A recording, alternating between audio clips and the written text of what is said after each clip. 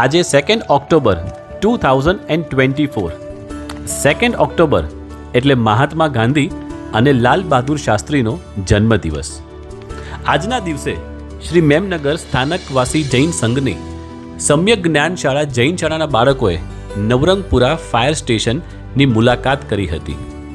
આ મુલાકાતનો હેતુ બાળકોને ફાયર સેફટી, રેસ્ક્યુ અને ઇમરજન્સી ઓપરેશન્સ સમજાવવાનો હતો. આ વિઝિટની અંદર ફાયર સ્ટેશનના ઓફિસર્સે બાળકોને ખૂબ જ સરસ રીતે આગ કેવી રીતે લાગે તે સમજાવ્યું, કેટલી પ્રકારના ફાયર એક્સટિંગ્વિશર્સ હોય છે તેની સરસ સમજણ આપી, ઇમરજન્સીમાં શું તેમને ધ્યાન રાખવું ઇમરજન્સી નંબર કીધો.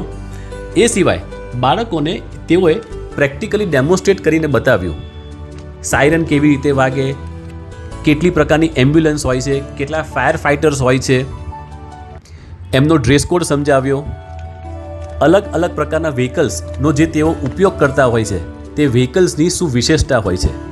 એમ કહી શકાય કે જૈન શાળાના બાળકોએ ખૂબ જ સરસ રીતે આ પ્રોગ્રામને એન્જોય કર્યો. ઘણું બધી નવી વસ્તુ જાણવા મળી બાળકોને અને ટીચર્સને પણ.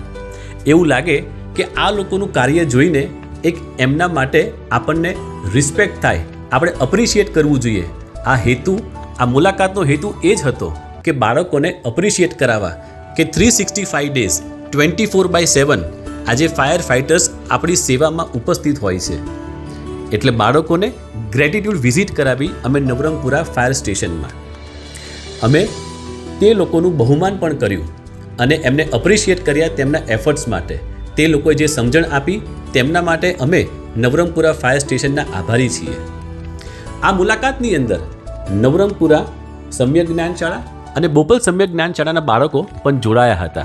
કુલ 40 બાળકોએ આ મુલાકાત કરી અને પ્રોગ્રામને સફળ બનાવ્યો. પ્રોગ્રામના અંતમાં અમે સફાઈ કર્મચારી એએમસીના સફાઈ કર્મચારીનું પણ બહુમાન કર્યું અને બાળકોને સમજાવ્યું કે ઘણીવાર આપણે તેમને તેઓ કચરાવાળા છે કે કચરો નાખે છે એવું કહીએ છીએ, પણ ખરેખર કચરો નાખનારને કચરોવાળા કહેવાય. તેઓ તો સફાઈ કર્મચારી છે કે જે આપણા શહેરને સ્વચ્છ અને સુરક્ષિત રાખે છે. આપણે સ્વચ્છ શહેરમાં રહીએ તો રોગો પણ ઓછા થાય. એના માટે આપણે તેમને પણ અપ્રિશિએટ કરવા જોઈએ અને અમે તેમને અપ્રિશિએટ કર્યા અને તેમનું પણ બહુમાન કર્યું અને બાળકોને તેમનું મહત્ત્વ સમજાવ્યું. જય જિનેન્દ્ર.